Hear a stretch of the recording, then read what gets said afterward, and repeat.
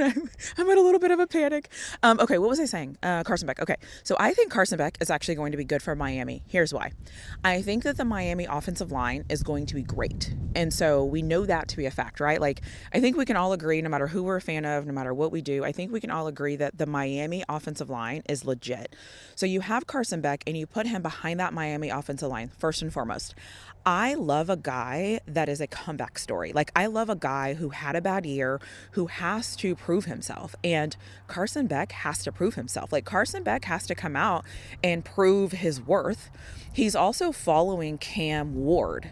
And so he has to come in to a new team, to a new conference. Everybody considers the ACC a lesser conference, and he gets to do what he needs to do. He's going to have a great offensive line, and I believe that Carson Beck is going to have a great year next year. Now, do I think Carson Beck's going to win the Heisman? I don't really know about that. Do I think Carson Beck is going to be as good as Cam Ward? I don't really know about that either.